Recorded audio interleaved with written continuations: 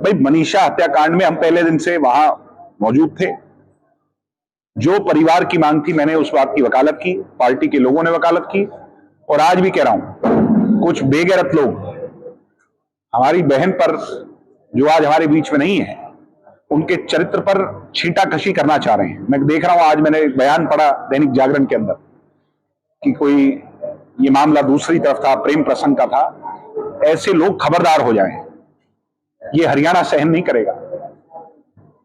जब तक final report नहीं आ जाती, एफआईआर जो लॉन्च हुई है उस पर सीबीआई जांच नहीं कर लेती, दूध का दूध पानी का पानी नहीं हो जाता, हत्यारे नहीं पकड़े जाते, तब तक अगर किसी ने भी छींटाकशी करने का प्रयास किया तो फिर वो आगाह हो जाए, वो इस बात के लिए तैयार हो जाए कि प्रदेश के अंदर उसका बहिष्कार होगा। ऐसे लोगों को अभी से आगाह होगा।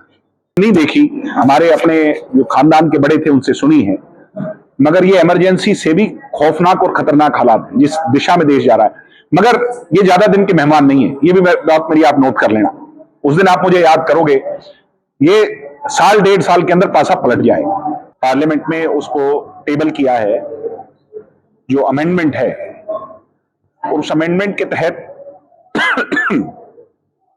किसी भी राजनीतिक व्यक्ति को संवैधानिक पद पर जो बैठा है, अगर उसे डिटेन भी कर लिया जा रहा है तो बहुत बड़ी बात है, और अगर वो 30 दिन हिरासत में रहता है तो फिर उसकी कुर्सी चली जाएगी। हमारा समाज, हमारा देश, हमारा प्रजातंत्र किस ओर जा रहा है, ये बहुत चिंता का विषय है। एक छोटा सा उदाहरण दूंगा, आप तो पत्रकार जागरूक लोग हो। किसी की पुलिस अगर पेशी कराती है तो न्यायिक हिरासत, जुडिशियल कस्टडी मिल जाती है 14 दिन की, और एक सुनवाई अगर ना हो पाए, वकील भी मौजूद ना हो, तो महीने की डेट लग जाती है। यानी ये लोग, घबराए हुए लोग, कमजोर लोग, अब प्रजातंत्र को दोनों हाथों से अलग तरीके से लूटने की तैयारी कर रहे हैं। वोट की चोरी, इलेक्शन कमीशन की चोरी, और उसके बाद अब अगर उससे भी काबू नहीं आया, क्योंकि विपक्ष जो है वो मजबूत हो रहा है, तो फिर अब ये इस तरीके से हथकंडे अपना करके डेमोक्रेसी की हत्या करना चाहते हैं। हम इसकी कड़े शब्दों में निंदा करते हैं। नूह के पार्टी कार्यालय में जननायक जनता पार्टी की मीटिंग हुई, युवा इकाई की, युवा जोड़ो अभियान के तहत, और मैं पूरे प्रदेश भर के दौरे में प्रोफेसर साहब के साथ निकला हुआ हूं। लगभग 60-65 हल्के हमने कवर कर लिए हैं, और उसमें चारों तरफ यही देखने को मिल रहा है कि नौजवान पीढ़ी जो है वो अगर अपना भविष्य तलाश और तराश रही है, देख रही है किससे उम्मीद है, आगे का नेता कौन है, हरियाणा को प्रोग्रेसिव पॉलिटिक्स कौन दे सकता है, काम की बात पर बात कौन कर सकता है, डेवलपमेंट की कौन बात कर सकता है, रोजगार की कौन बात कर सकता है, हरियाणा को सिक्योर कौन बना सकता है, आज जब उसके लिए लोग सोचते हैं तो दुष्यंत चौटाला का नाम लोगों के जहन में आता है।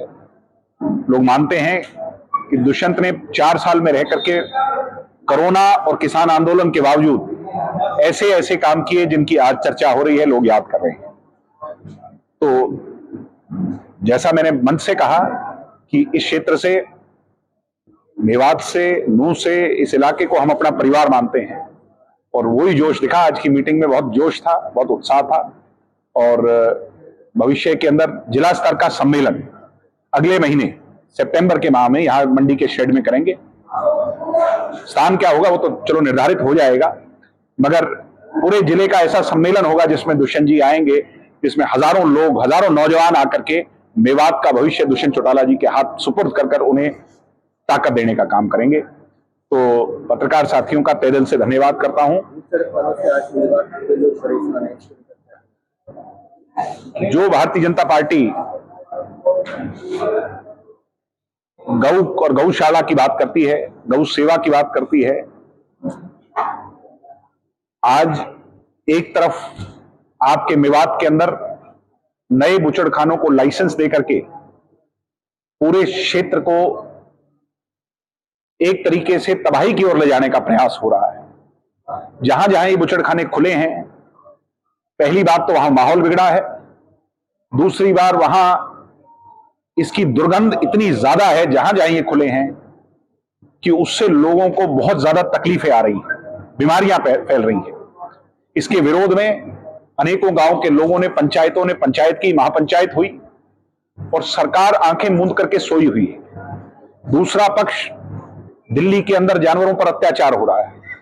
ये लोग इंसानियत के नाम पर ढोंग तो बहुत करते हैं, मगर वहीं एनिमल किलिंग के अंदर और बुचड़खानों को स्थापित करने में सबसे बड़ा अगर हाथ है और आज एक्सपोज हो रहा है तो वो भारतीय जनता पार्टी के लोगों का है। इससे लोग दुखी हैं और आने वाले समय में, भविष्य में बीजेपी को इसका खामियाजा भुगतना पड़ेगा।